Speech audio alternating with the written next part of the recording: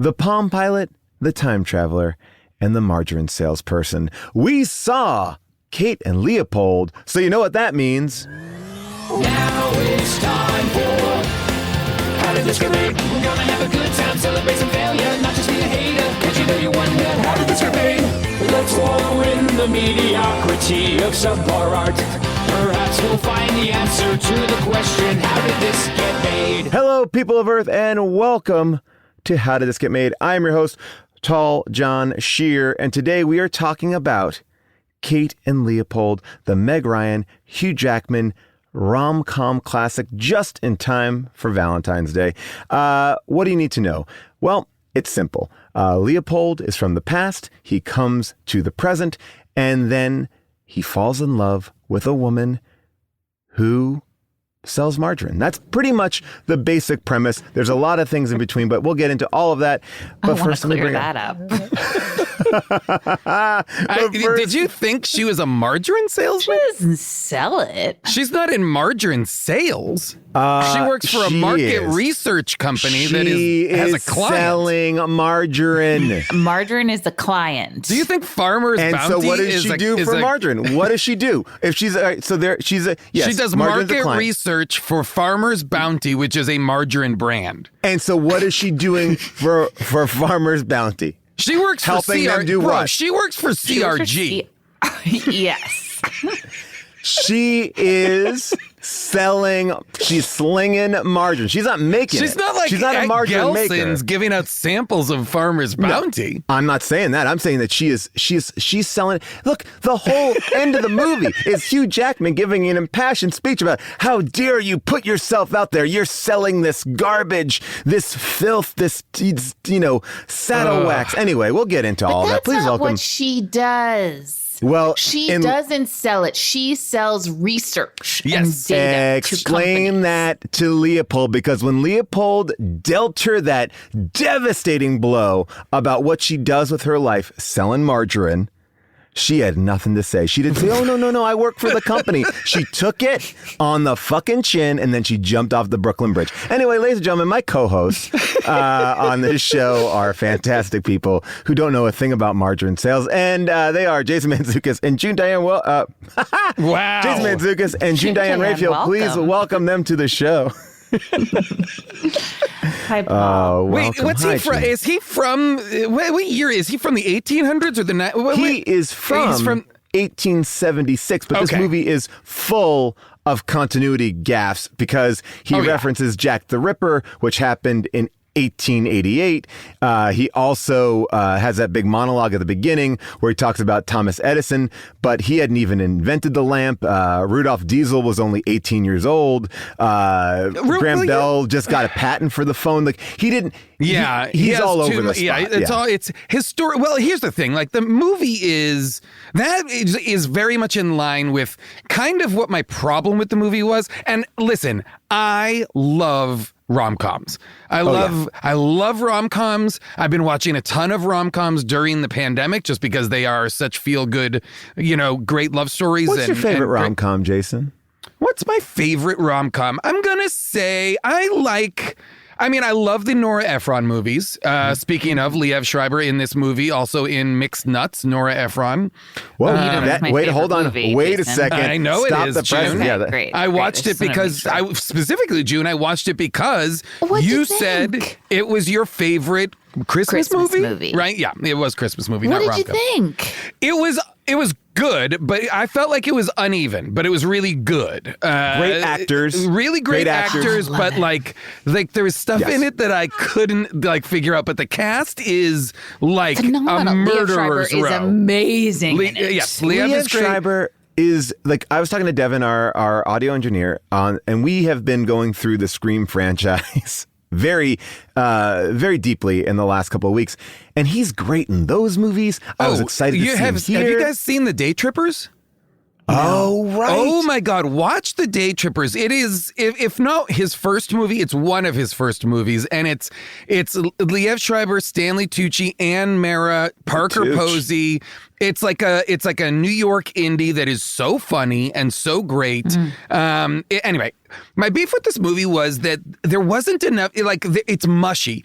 Like you were saying, Paul, it's mushy around specifics. They want to have it both ways, and it's also mushy. Like this is a time travel movie. I love a rom-com, and I love the idea of a rom-com that is a guy from the 19th century shows up in modern day New York, and there's a love story. But even that, the rules of time travel are mushy.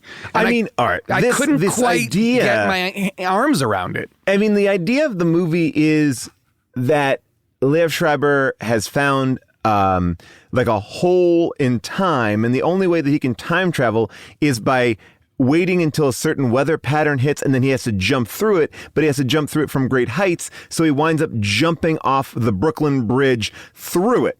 Now, they don't explain what happened. Like, they show it at the end a little bit, but it makes... They don't. They just show her... Paul, that's the whole they thing. show her... She poof is gone. She just jumps off the bridge. But when you cut back to her in 1700s, you kind of see her like feet like land on the ground. And she's like she's like running around in like Dumbo. She's running around the cobblestone streets of Brooklyn. The portal that's referenced, we never see. We have no idea what we never see it. We never see it either where you jump into it or where you exit it. So Meg Ryan theoretically jumps off the Brooklyn Bridge. Literally jumps off the Brooklyn Bridge. We actually have not seen that. And Liev Schreiber and Hugh Jackman also jump off the beginning of the Brooklyn Bridge and then is just magically in his apartment. My presumption would be this tear in the fabric of time would deposit them in the water. Yes. Or whatever, whether it's going forwards or backwards, whichever direction they're going. The body of water probably wouldn't change. It makes a little bit more sense. It's like, great. But this seems to be like everybody seems to land just wherever they need the next scene to be. She literally lands next to Hugh Jackman's house in 1876. But her outfit changes. Her outfit doesn't. Slightly changes. She has lace. She has lace. That's the same gray dress. That's the same exact one, all right, because the continuity police have said that it changed just a little bit. The continuity police? I didn't know CP was involved. You know, this is... Listen, CP has a huge caseload right now, so they are totally overwhelmed and underfunded. The gray dress, and we will talk about that because if you do have extra money right now, we would love to have you think about donating to the continuity police. I know, like everybody's saying defund the police. A lot of people are saying defund. I was right there. We want you to fund the continuity police. So they say please fund because they the continuity are a volunteer police. organization. Yes, and continuity is so important as we're seeing in this movie.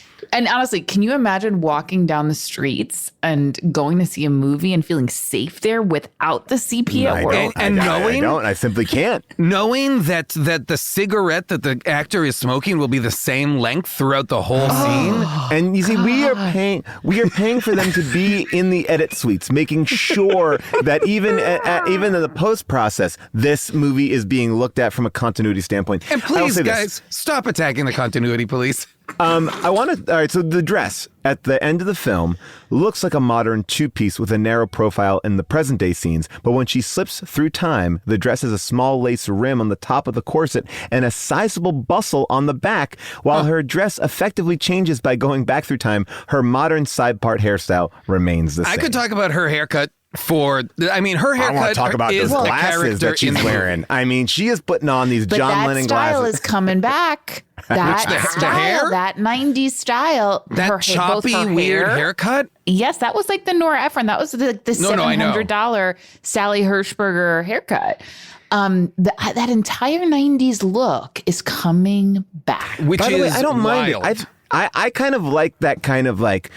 You know, I don't care. Like, it feels like, I guess the idea is like, I don't care about my hair. Her style. Yeah, I liked her style. It's like, I don't care about... I didn't mind her style. The haircut I couldn't get behind, though. I felt like I couldn't get behind her shirts. I couldn't get behind her shirts with no collars. Yes. She seemed to have like, I know certain people are like, I wear the same outfit every day. Jason, I'm one of those people. Yes. But she seemed to have different colors of the same collarless shirt. Yeah. One as black leather, well, one I liked as that white. She had like a uniform. Like I liked that. I liked that she is, and that it is, like there's a way in which they are, putting her in an environment where she's constantly butting up against the kind of sexist Bradley Whitford character who is just at his smarmiest kind of best in a lot of these scenes. This movie, again, amazing actors across the board. Okay, Yes, I want to as talk that about the cop. Viola Davis scene for about an hour.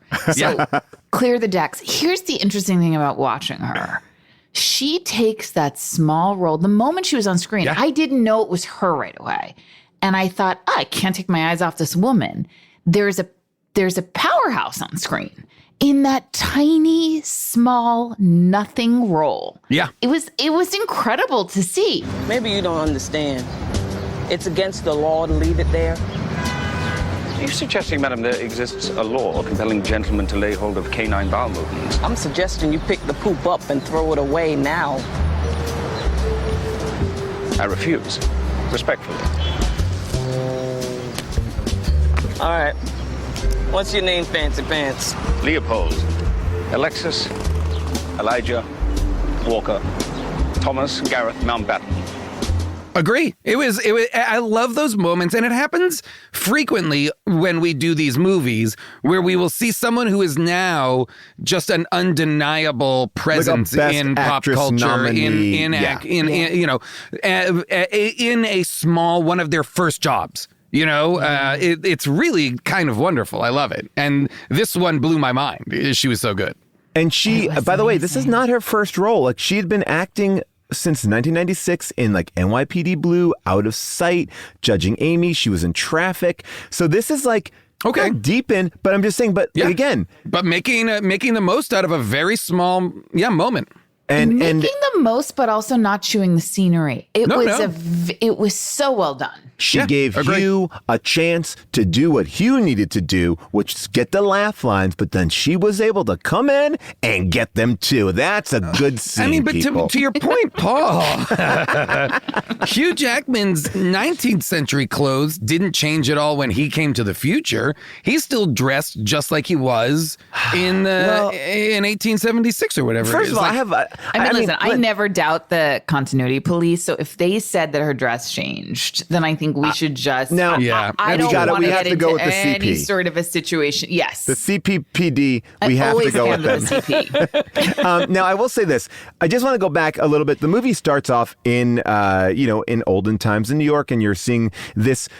I would say this movie does have these moments that go from like very subtle rom-com to like broad rom-com. I'll talk about that in a second too, but this opening sequence where you are watching someone with an accent that feels like it's that character from like a Princess Bride going like, marriage is between. And so, but I think only does this character have that accent so he can say, because he's supposed to be talking about the Brooklyn Bridge and it's a great erection. Like he erected this Brooklyn Bridge. This will be one of the great erections, in world history or whatever. Yeah. As the pyramids testify to the Egyptians, so my glorious erection shall represent our culture in perpetuity.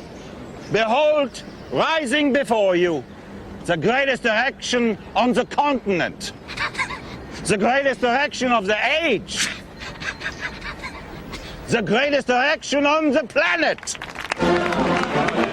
And so, so you're watching the scene, like the opening scene. The opening scene is a 30-second dick joke. Like, I mean, it's a boner joke to start the movie. Which, by the way, the movie, which I kind of was like, oh, okay, this movie's going to have like jokes in it. Cool. Yeah. And then it doesn't really. Like the movie. That's the last one. The movie Not until the movie Spalding doesn't know Gray. what it. Yes. Because Spalding Gray. When Liev falls down the elevator shaft, he's dead, right? Yeah. He's got to be dead. You don't fall down a full elevator shaft and be pretty much fine. It seemed like the elevator was. question. It seemed like the elevator was maybe like a 20-foot drop. Like maybe. he didn't fall fully, so I felt like he fell and broke his leg, but he was still able to use a phone.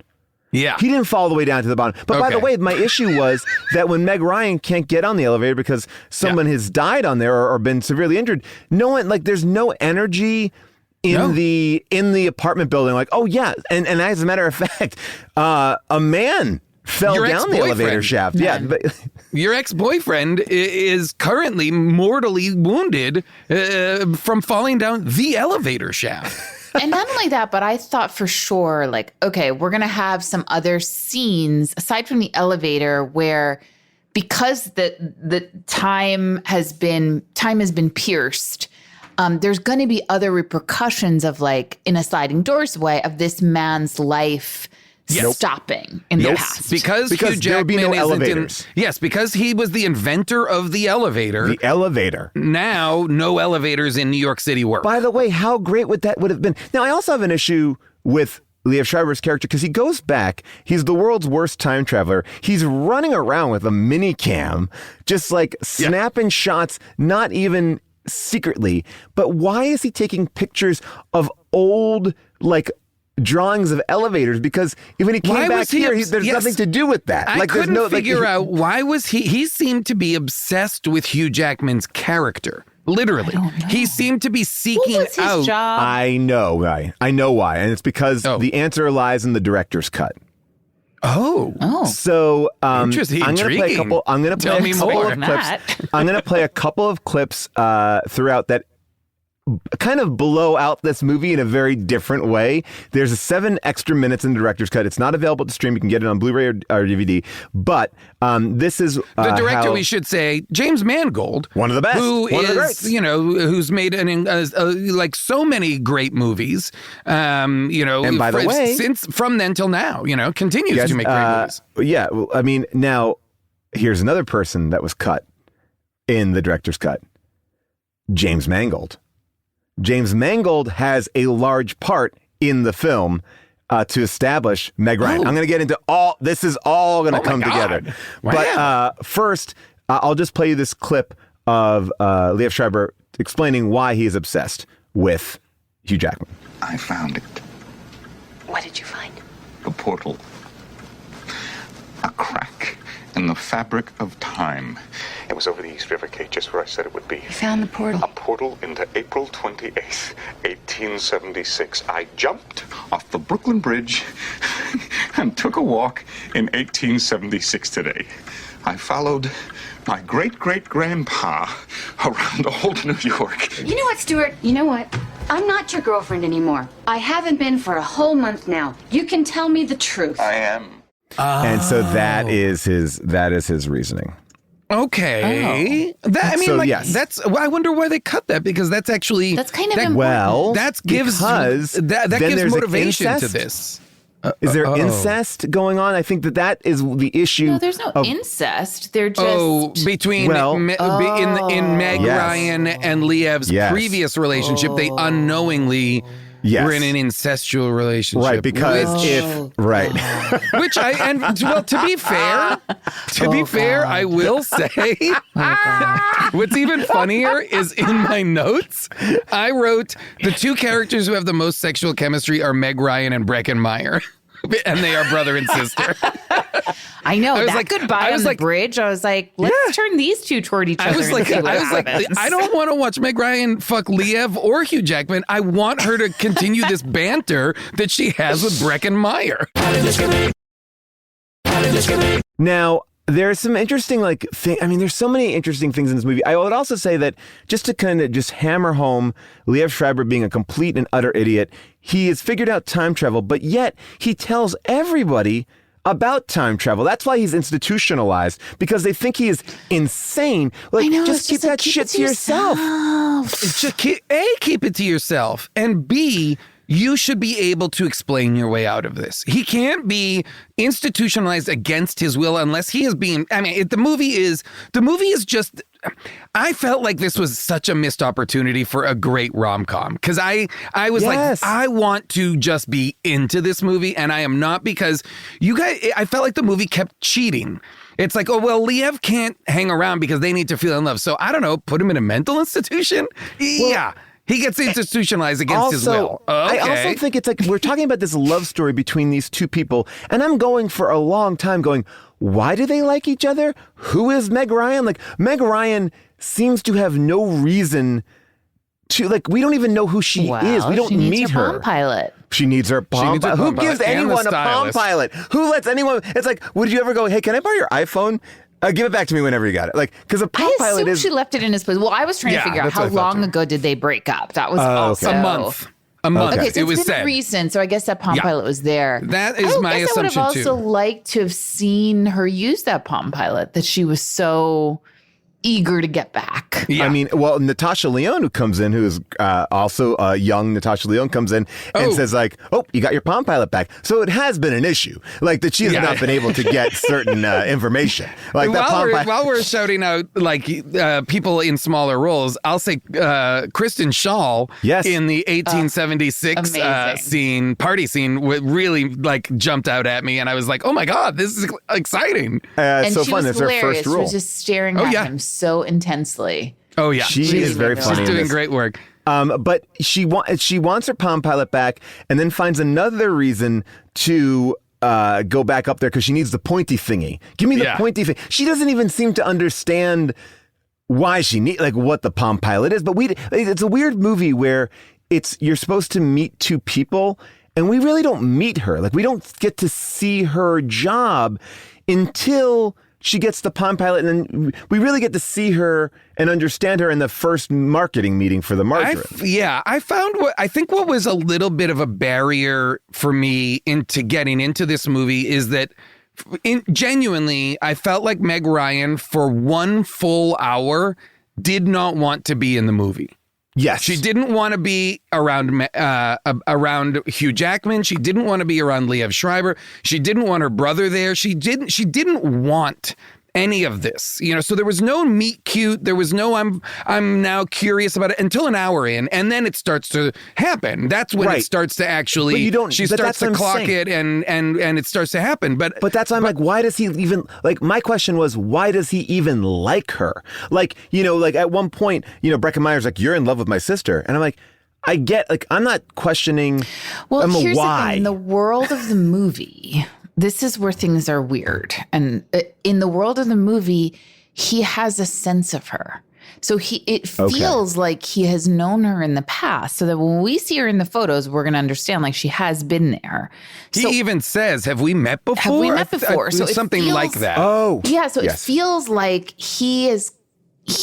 that meet cute or that kind of sense has already happened. By the way, this is the deleted scene because she was in the opening of the film in that time period. Okay, so that again makes more sense. But I think the audience was confused because this is a rom-com with no meet cute.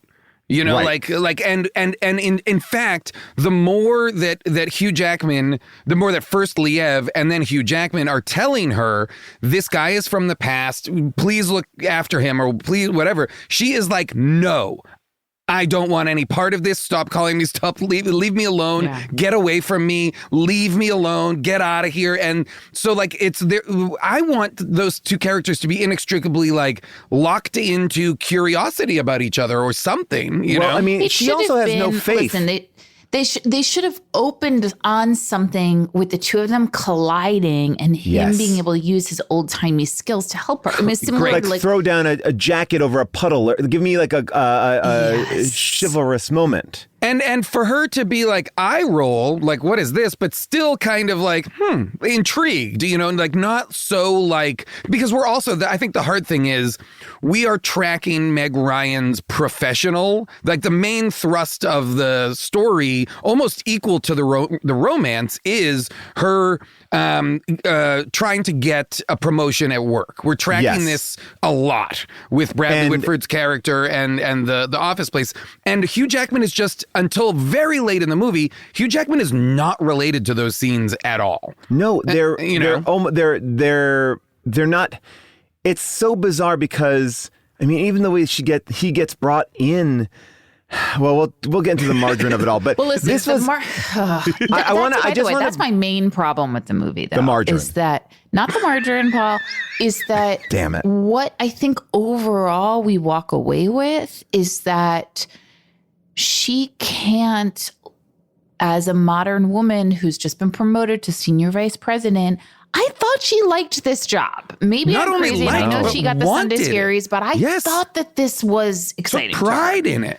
Yeah, took pride in it. But the main takeaway is that her having a love in her life and a man in her life and this career was not possible. Well, she's basically said the end of the movie, and this blew my entire mind. Blew my mind. At the end of the movie, it basically is she goes through the portal back into the past. She meets him at the dance. They dance. Credits. So she basically is saying, I have just gotten the thing that I want, the promotion. I'm the head of my company's New York branch. I'm the head honcho. They keep saying head honcho, right? So now I have to jump off the Brooklyn Bridge, which is crazy, which is essentially, the visuals of that are very unsettling. Very. I have to jump off the Brooklyn Bridge. They don't even show it because I think it would have been too upsetting. And live the rest of my life where I cannot vote. Now, that is bizarre. And to give up her life for a man and her career. Here's the thing that I want to just drill home to. I know that this is like a trope in all these movies, and I know it does not supposed to make sense, but I just started laughing thinking about the people in the audience, like that speech that she gives when she's on the podium and she's being installed now as the head of this, company, and she basically gives a monologue about the movie. Like, I want to feel, and if a person from the past comes and tells me that they love me, I want to accept it.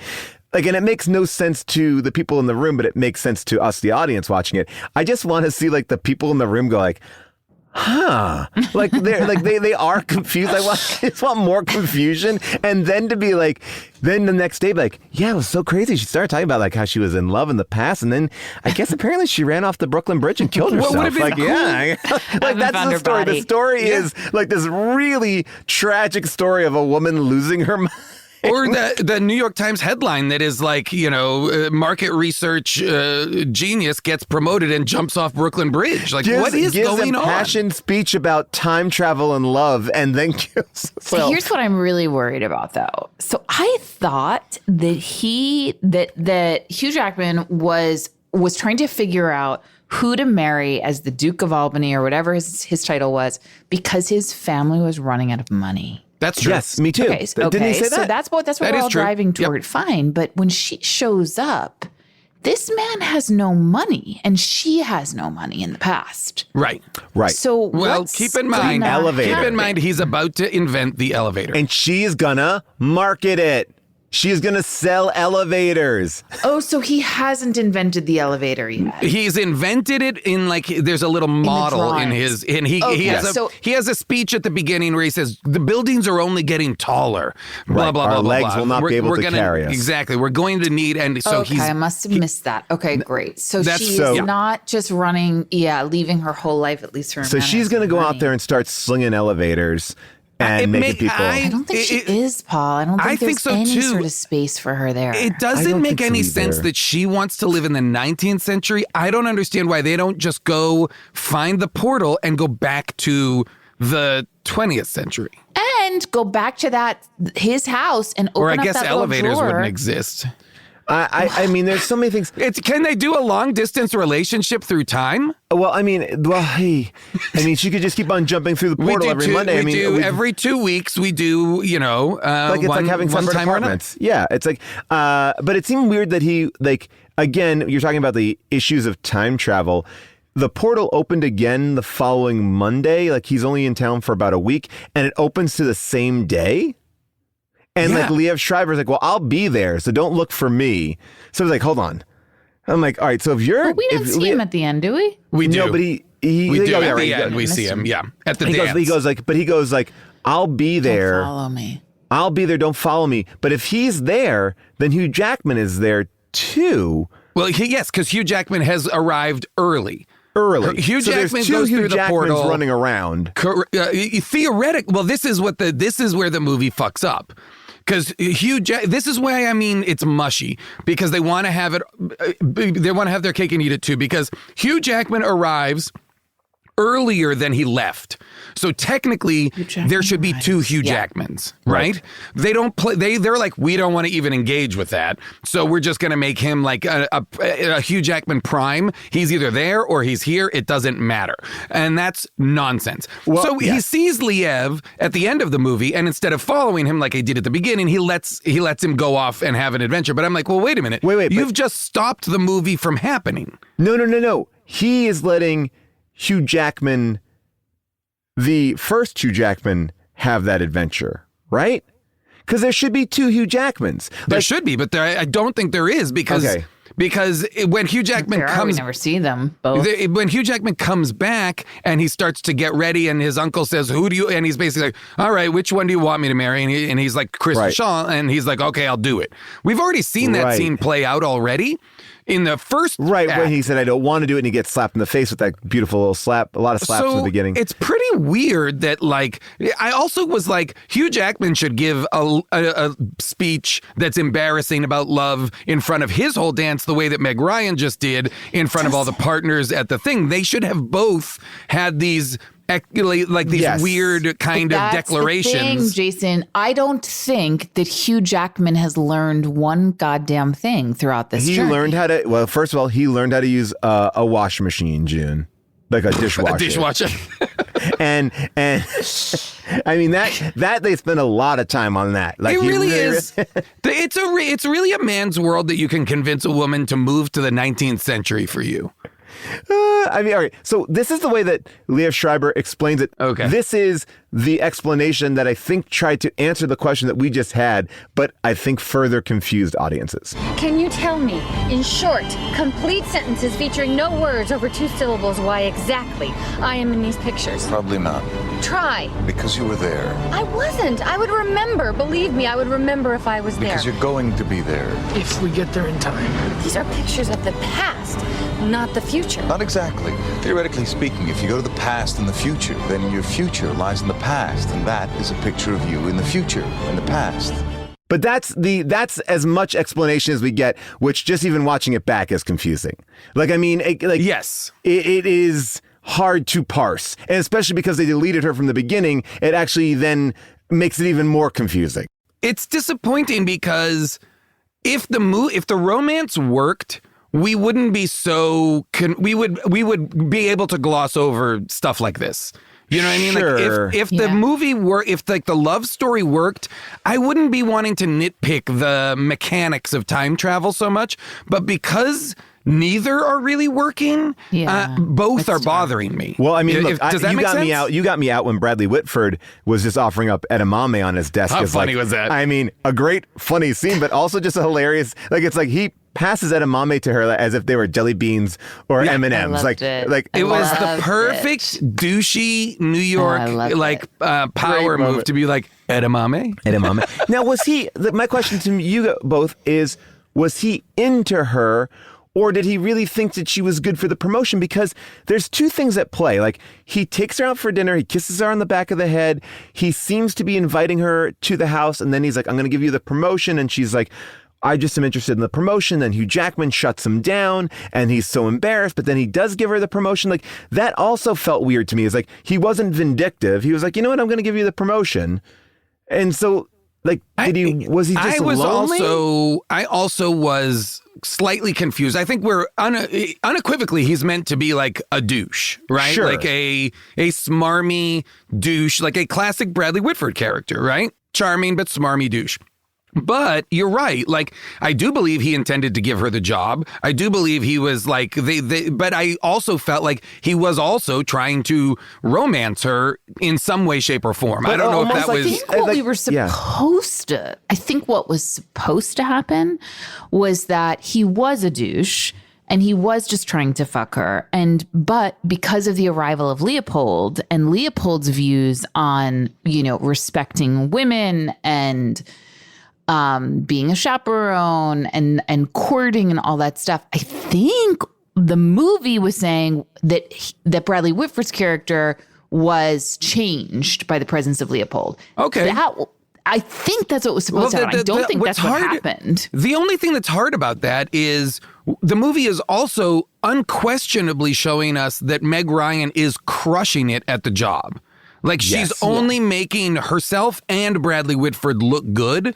So how could he not give her the job? You know what I mean? Like, she's doing a great job. And like, that was so there's a part of me that thinks of Bradley Whitford as being just a sad guy who can't, like, he's like, oh, I'm so caught up in work, I'm going to just try to date the person I work with, instead of like I feel like his, like, I think that he respected her for her job, but also was trying to get her.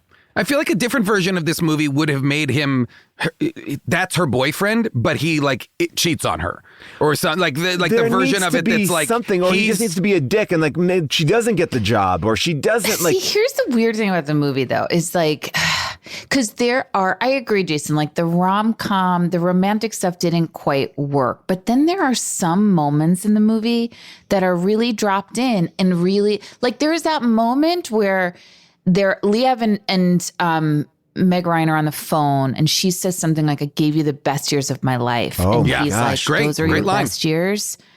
And he, right after he says it, he sort of looks like he wants to take it back. Yeah. And he says, I'm sorry. I think he says, I'm sorry. It's such a great moment. And it's a moment like I've never seen in a movie like this. And I was like, oh my God, this is really interesting and fascinating. And then he is institutionalized, you know? And so it's... But by the way, falls in love with his own next door neighbor. That woman who takes out the trash has been pining for him. The woman who takes out the trash in the hallway is the attending nurse that frees him at the end. Wait a minute, because I was going to say, I thought he fell in love with the nurse. The nurse is the woman who takes out the trash when he's walking the dog in the beginning. She comes out of that door. So, yeah. Gretchen is the neighbor. What? So that again, I'm like, I don't get it. Small town NYC, yeah. That makes... But Gretchen is from 1894. Okay. That's a why. That's a why make that. Why make his neighbor all together, also the nurse? This is why this movie doesn't work, is because it's super inert, and then just contrivance or convenience to smash people together and be like, see, they're a couple now. No, okay, did we ever find out why, if Liev and Meg Ryan were dating for 4 years and they were neighbors, why they didn't ever move in together? And rent out that other apartment and make what I kind of liked was that they kind of had an unofficial duplex with the fire escape. You know, there was a part of me that thought, like, they dated for 4 years? Why didn't they move someplace else? But I was like, I don't know. This is kind of New York-y to me. Like, we have like we live upstairs and downstairs in the fire escape between. And so much so that the dog collar remote is in her apartment. And so she can shock him. Like, they're living... Shocking the dog, I did not care for. I did not like that either. I didn't like that one bit. That dog also disappears, by the way. That dog... You could have... The dog is in the first act so prominently, and then gonzo. And also that kid who comes over. Like, they introduce a lot... They introduce, like, a potpourri of characters that they go, like, it almost feels... Like, it feels like a bad improv scene. It's like, oh, here's a bunch of walk-ons. We don't need the kid. In my mind, also, like, at some point, Hugh Jackman needs to end up with that shock collar around his neck, and somebody's shocking him. Like, you can't introduce all of these elements and then just not follow them up with something like comedic or otherwise with all of this funny stuff. Let me show you this opening scene, because this is another deleted scene. This is how they introduced Meg Ryan, and this is why I'm thinking that this movie was trying to do a lot here. So this is how we were supposed to meet her. She didn't just sling margarine. We met her doing something different, which is working at as a focus group tester for a film. The voice of the director will be James Mangold. So here we go. Why don't they love it? She's not likable. She's right. Yeah, absolutely. She do some trims where she sleeps with her boss. Cut that whole section. Excuse me? Excuse me. What are you talking about? The movie, Richard. Your movie. Oh, I'm aware of that. Look, I want to say something. I think Julie is likable, very likable in this picture, and real. What, excuse me, you've never made a mistake in your life? You have no flaws? You've never slept with the wrong guy? I'm not the protagonist in a major motion picture. Let me tell you something, you people with your tests, you are sucking the life out of American cinema. So this is like a meta take on this thing. Such an interesting movie. I'm so now. What makes this more interesting is I went on a deep dive last night in watching this. So in this wait, you went on the deep dive? June's I went on the deep dive. With Jessica? Great episode on Small Talk. Listen to it. If you've not listened to the deep dive, you're gonna love it. There is a so this movie comes out in 2001. In 2000, Meg Ryan was accused of cheating on her husband, which was Dennis Quaid, with Russell Crowe. And she was kind of took the brunt of that. Like she was like, oh, she's no longer America's sweetheart. And she was kind of in this moment where people were basically like, people turned on her? Turned on her. So this is like an interesting point of view because they talk about you never slept with the wrong person before. Like they're addressing it in this opening scene.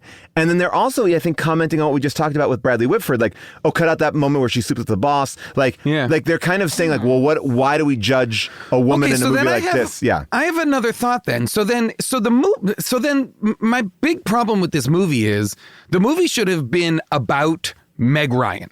Period. Yes. Yeah. Right? And instead, this movie starts with Hugh Jackman in the past. He meets Liev. They're building the Brooklyn Bridge. There's a chase through 1876. They fall through time into the modern age. Like, we don't catch up to Meg Ryan until too late. Meg Ryan seems like she's the meet cute, but she's not really. The movie is like, what does she do? Who is she? Yeah. And I think then in that case, I do think then the movie should have been about, I can't believe I talk about the margarine again, but it should have been about this idea of like a thing being a thing, meaning like the elevator that he's about to come up with is something that's useful and has weight and purpose and that you can describe what it does simply because that idea is sort of like sprinkled through the movie, like time slowing down, things having meaning, having integrity. And it should have been about her journey with her own career and like life and love in finding real meaning and doing something that's Basically, she should have been shown in Act 1 to be like, it doesn't matter what they say, what we want them to think. What we need them to do is buy the dumb thing, right? Buy the margarine or watch the dumb movie. She should have been Whitford, right? She needs to be. She needs to have. She needs to be cutthroat and not have like a is like what Bradley Whitford says. There's like, you're too male. Like that scene where he's like, you just like, you are like a dude. Like we like you because you are a man. Like he says that whole, he says like you skew male, but that's also interesting because if that's the case, it doesn't make sense why he is like you really don't, he says you don't do, I like you because you don't do pretty. Yeah. Which is wild.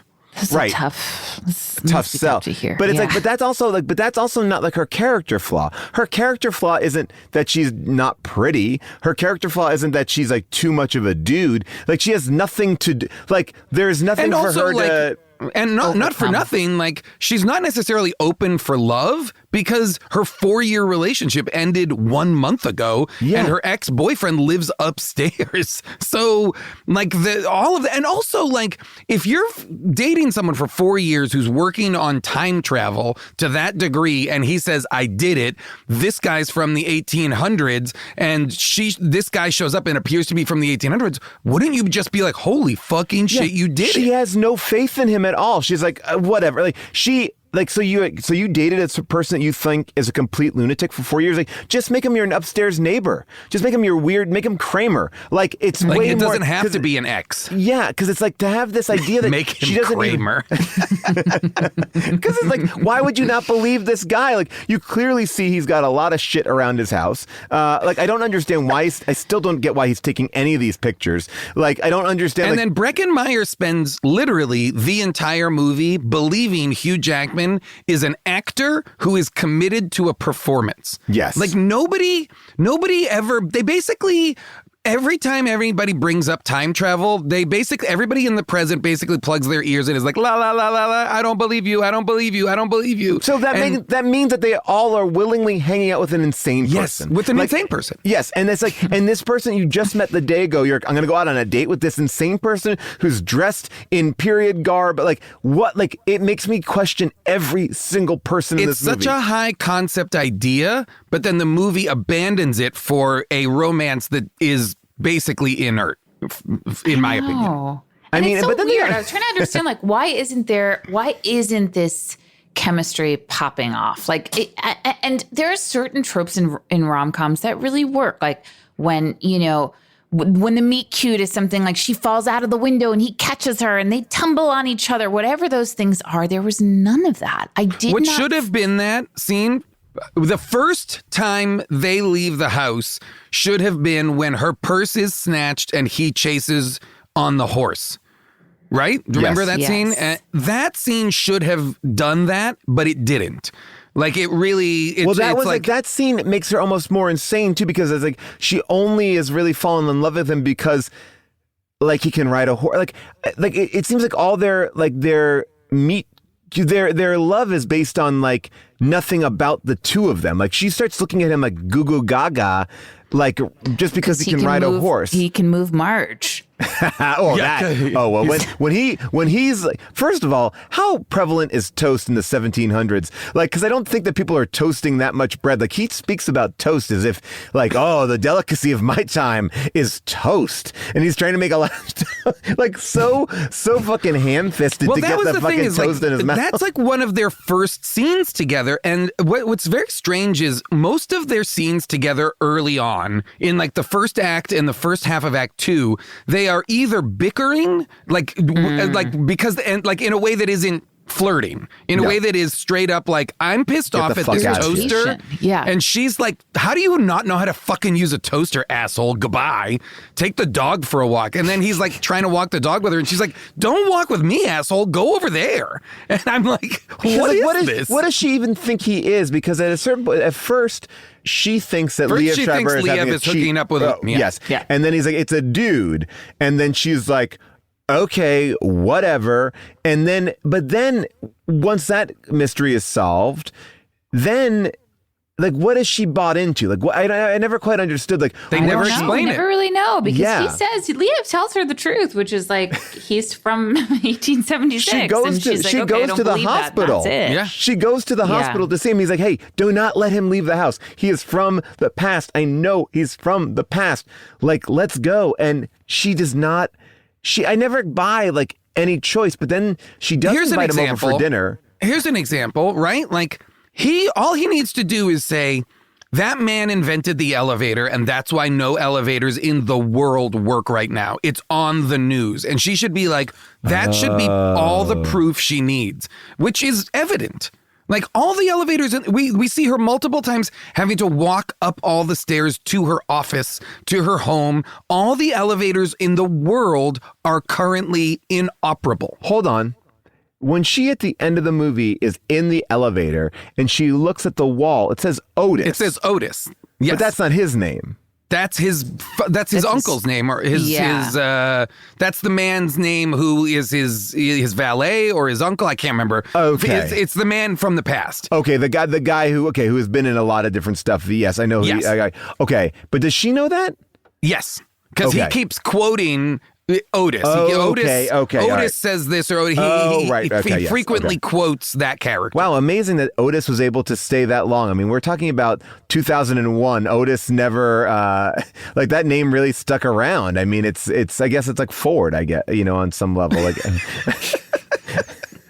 I just was like, it bumped me that she never, like, the movie has no exposition dumps. Yeah. And as a result, nobody knows, believes, or learns anything in specifics until the last moments of the movie, when an adult person has to be convinced to leap off of the Brooklyn Bridge into the past. Take off the chunky boot, Meg. If you're going to be walking across the Brooklyn Bridge. That should be a barefoot walk. Like, I mean, that's a barefoot walk. Like, or even hands and knees. I mean, I was thinking about it myself. I was like, how would I do that walk? Hands and knees. I was like, like hands and knees. I literally thought it's like, would I shimmy across? Yeah, hands and knees. No, first, get your center of gravity. Yes, as low as possible. As low as possible, and then shimmy over. And absolutely take the heels off. Honestly, take the jacket off, take the scarf off, streamline it, and shimmy across. The other thing I wanted to talk about was my favorite line in the movie. And again, June, you're right. Like there are like these really nice moments, and I think that there's there's so many subplots in this movie. Like it has an abundance of subplots that either pay off or Meyer's don't. romance? Yes. Like when he goes to the flower store and he was like, oh, get this flower over that flower. Like, there are certain things I really liked. But the line that I love so much, and I wrote it down, why does love Santa keep on getting why does love Santa keep on getting caught in the chimney? That was such Wait, was that at their rooftop date? Yes, their rooftop. Yes. Well, it was, their rooftops, which should have been like the apex of the romance of the movie. It's but it felt like romantic, a bad bachelorette date. It's like they're both complaining. Yes. They both spend most of that scene complaining about how hard it is to find love instead of falling in love. It felt like, to me, the Bachelorette was like, I'm here for the right reasons. Well, are you here for the right reasons? Like, I think I am. It's like, you always, whenever I watch that show, I'm like, why aren't we talking about each other? You're just talking about this show. Like, and that's what I felt like they were doing in this moment. They just were not like, they weren't enjoying the connection. They were just talking about how they are not going to be connected at all. Everybody was so self-absorbed that I felt like, well, this is why. And they didn't learn to be like better at or curious about, each other, or there wasn't that's the a moment. Other thing that I thought could have been like an interesting movie. And I thought maybe that's where we were going at some point, which was not the other way to go is that Meg Ryan is a woman doing market research, working for these brands, who's convinced romance is dead. Great. And and then this guy shows up and he has a different approach, and he sweeps her off her feet and he's putting her coat on her, all this stuff. And she then believes in romance again, but she was it just didn't hit that romance piece. And it really needed to be in that scene, where she doesn't really know how to dance, but he's not really teaching her. It just... Both of them just want capital L love. And for people their age, that doesn't make any sense. You know what I mean? Like Romancing the Stone. Kathleen Turner, hopelessly single, but is prolific romance writer who is writing these love stories that she always wants to live, and then lives out that love story, and has that adventure and has which, by the way, looks like that new Channing Tatum Sandra Bullock movie, which I'm excited. Oh, is that right? I haven't seen it. But you know what I mean? Like you're exactly right, June. Like her, Meg Ryan's character setup should have introduced been Natasha a good Lyonne. puzzle fit. Like Natasha Lyonne comes in crying, and she's like, "What? Yeah, reading a romance novel." I'm like, "Oh," because at this point we don't know what she does. I'm like, "Oh, she works at a romance. She writes. She's a publisher, and this story is gonna be the next big hit." Like I'm looking at the Elf story, like the movie Elf. Sure, but she's like being mercenary about it, and is like, "Great, we'll sell him on this, we'll sell him on that," because love is fake. And then later, when we see Gretchen, the hospital attendant who is assigned to Liev, she's also reading a romance novel as well. Like the romance, she's just sitting on a little, it's a little cutaway, but it's so everyone in this world is looking for love. I think what's frustrating us, because we are really frustrated with the movie. I feel like, and forgive me, I don't want to speak for you guys, but I feel like what's frustrating for me at least is this movie has so many good actors, good ideas, that it should work. And the fact that it doesn't is actually annoying. Like you don't get to have all of these players and all of this interesting stuff and still manage to not convince me that this is a coherent a rom-com love story. And it fails. Here's the difficult thing. Meg Ryan is being so Meg Ryan in the best of ways when it's related to her job. So that moment where he does the voice and she comes up with a brilliant idea of having him do the campaign, and she walks out on the street and she's jumping around and bouncing around and being so Meg Ryan and so adorable, the movie like is lifted in those moments because she's experiencing real joy, but we never see that with him. No, he like, but he does do the thing that I've been wanting. I think I mentioned it on this show, the total absolute freak out of being in this time period, which I do appreciate. Like, hey, he did come from the 1700s. Like, let's have him really get fucking freaked out. But he only gets freaked out by seeing different people of colors and ages. Like when he walks in the street, he's like, yeah. He only gets freaked out once. Like I would have again, this is a fish out of water. People should not be the thing he's scared of. He should be scared of like cars, airplanes, subways. Not, oh my God, this old person, children. Like I would have liked it if he was an alien. So you know the scene where there's a kid enters, there's just a child enters the apartment, yes, and starts, you know, is like, oh, I come here on whatever Wednesdays and watch TV with Stewart, blah blah blah. Okay, but Stewart's not there. Hugh Jackman is. Okay, and then Breckin Meyer shows up through the window. And Hugh Jackman is like telling the kid a story, like acting out a story, right? And it's like really funny, and the kid is really enjoying it. The version of the movie that would have made more sense for the movie would be the kid is explaining to Hugh Jackman what TV is. Yes. Not that Hugh Jackman is explaining... Not Pirates that Hugh of Jackman Penzance is telling him a great story, but that the kid is like, okay, so this is The Price is Right. This is how it works, right? Or what, you know, whatever, you know, like explaining like Survivor or something so crazy to him. That again, reminding us, Hugh Jackman should not be constantly be winning. He's always winning. No, but he puts on a turtleneck without any hesitation. He's wearing a different jacket. And he's great at dating. He's great. He fits into the modern world effortlessly and so smoothly in a way that most of the people in the modern world are struggling with it. You know, I would tell you this. Like you said the word frustrating, and I think the movie can really be summed up. Like this is how the movie goes about. The way that Hugh Jackman problem solves is the way that the movie goes about problem solving, which makes no sense, which is Hugh Jackman wants to write her a letter. So what does he do? He finds a pheasant feather in her house and then takes pens. Yeah. And breaks the pens. Yep. And puts the ink in a glass and then uses the feather to dip into the ink. He cuts the feather into so that he makes a quill. He makes a quill. But yet he knew enough that there were pens that he could have written with a pen. Like there is no difference. Like he could still write with the calligraphy that he wanted because his handwriting would be ultimately the same. He knew what a pen was. He had access to a pen, but yet he goes about it in a very convoluted way. And you're like, well, yeah, I guess that makes sense. Not only that, to double up on how convoluted it is, he leaves her the note.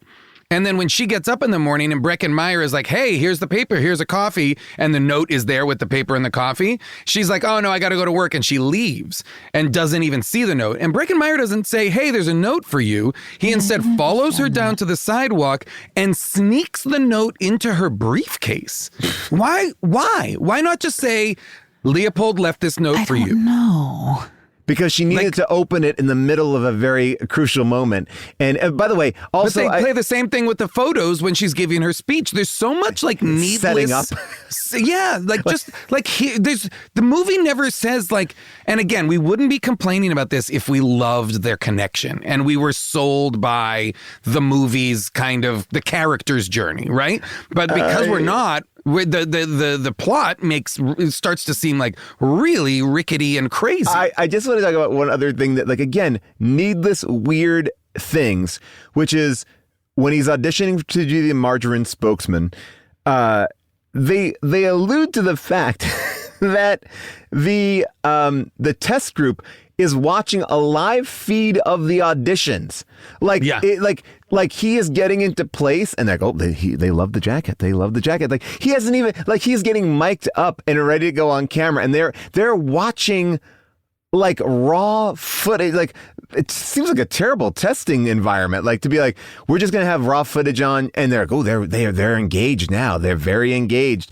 I just didn't even understand the world of the commercials or anything at all. Like, what are we doing? Wouldn't it have been so much better if Meg Ryan jumped off the Brooklyn Bridge, went through the portal, comes up in the water, has to soaking wet go to the party, and shows up soaking wet at his big fancy 19th century party. And now it's that's this big moment. Okay, you know? I have my pitch. I like that.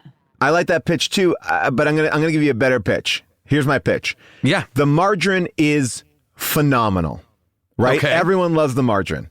She does her speech. She jumps off the Brooklyn Bridge, but she has some of that margarine in her pocket. Okay. She lands back in 1776. They go there and they go, "You're no one. You come from Massapequa." They go, "What do you do?" She's like, and she pats herself down. "I make this." And then they go, "Oh, margarine." And they're all so excited because they never had margarine before. And then everyone goes and what I thought you were going to say is that she pulls the Palm Pilot out of her pocket, but then is like, "I don't have the pointy thing." There you go. That would have been it right there. Credits. That would have been it right there. Credits. Obviously, we have an opinion about this movie, but there are people out there with a different opinion. Let's go to Amazon right now for some second opinions.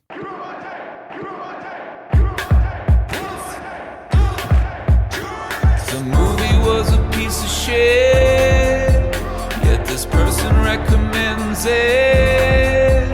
Tell me what is the message? Maybe that art is subjective. I need a second opinion. Thank you, John LaJoie. All right, the average rating of this film is 4.7 out of 5 stars. 80% of these reviews are 5-star reviews. Only 1% is a 1-star review. And there are 4,000 reviews on Amazon. This is a very highly rated film. Noggins writes this. The title? Kenny Noggins? Kenny Noggins. The title is Interesting Information.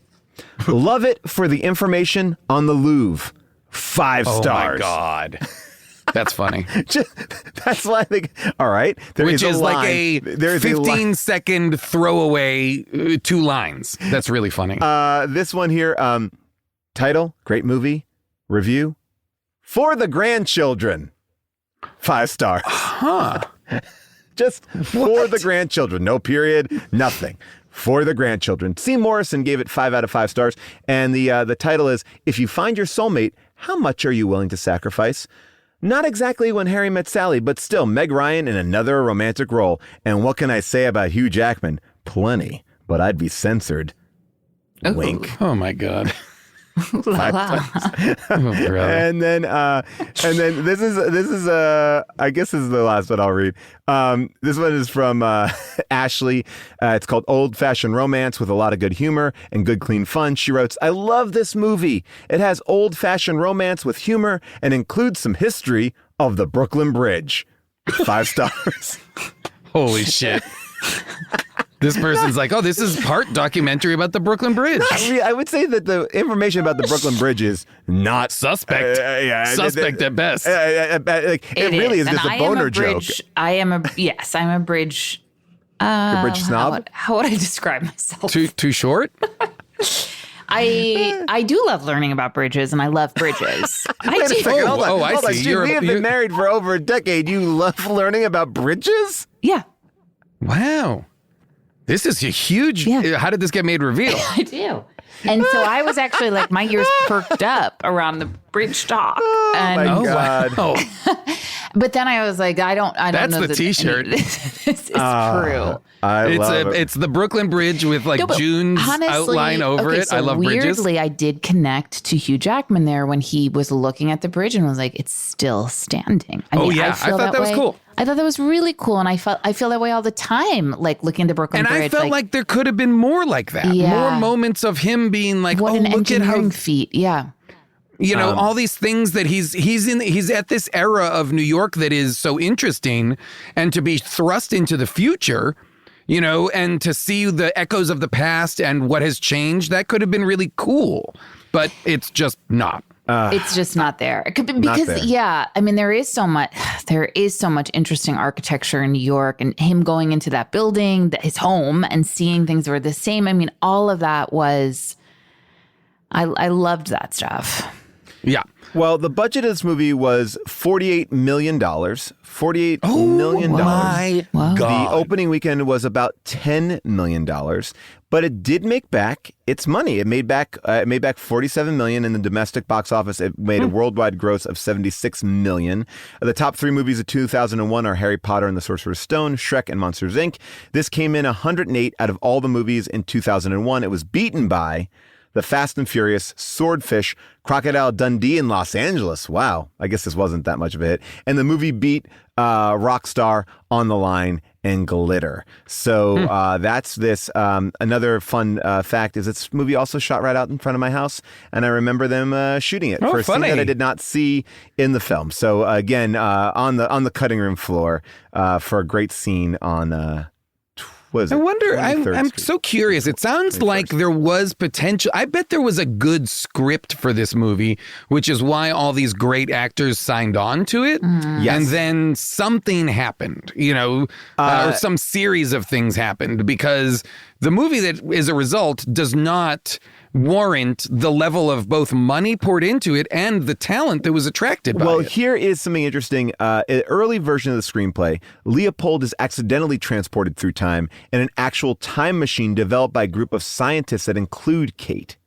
They have a child of whom Leopold is unaware and eventually reunite during the Roaring '20s. Sounds like a way better movie. It's an interesting movie. Here's one other thing that I thought you might have seen. I don't know if you picked this up, but in this movie, Meg Ryan plays a character named Kate.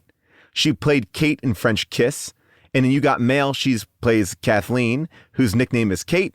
And in Restoration, she was Catherine, another Kate. So this is her fourth Kate performance of all those films. That's funny. So that's some of the stuff there. And yes, so that is all. I'm still blown away that it cost $48 million. That's wild. I guess it's a lot of location, but it makes sense. It looks good. James Mangold does a good job. It looks good. By the way, a very rare difference that we always talk about here. Meg Ryan 39, Hugh Jackman 31. Oh, interesting. Yeah. Oh, okay. So a little reverse, romantic. You normally have the older man going after a very young woman. All right. So Jason, June, would you recommend people seeing this movie? What would you say? I would say no. I think there are so many better rom-coms that I think you would enjoy watching more. This was neither did this. Yes, it was kind of a mess, but it also didn't satisfy my kind of what I want out of a rom-com. You know what I mean? There are just way better romantic comedies that I would say watch instead. June? Yeah, I agree. I mean, I've seen this movie like circling around for years, and I remember when it came out, and I'm glad I got my eyes on it. But it just it's not like some hidden gem. No, I think what was fun was watching all the different people pop up, like Spalding Gray, Kristen Schaal. Spalding Gray, who I think is eating grape nuts out of the box, which is a hard food to kind of chow down on. But nonetheless, I would also recommend that. I wouldn't say look, after Voyage of the Rock Aliens, anything is hard to follow up to that. Watch that immediately. Watch it again. Watch that instead. And we've talked about shirts. We talked about June silhouette over the Brooklyn Bridge. I love bridges. But also maybe there's a fund the continuity to police or a CPD police. I don't know. Tell us what you think, and we'll get one started there. We'll get one out there. All right. So June, anything you'd like to pitch? Talked about anything? Check out the deep dive with Jessica St. Clair, one of your How Did This Get Made faves. Just go ahead, and we're using different language, I guess, on Apple Podcasts right now, but instead of subscribing, follow it. Follow the show on Apple. Oh, I like that. I don't like the idea of encouraging people to follow us. Well, that's what's happening, Jason. They're no longer saying us. subscribe. They're saying follow us. Follow. Get right in line. From a respectful distance. Jason, anything you got going on? No.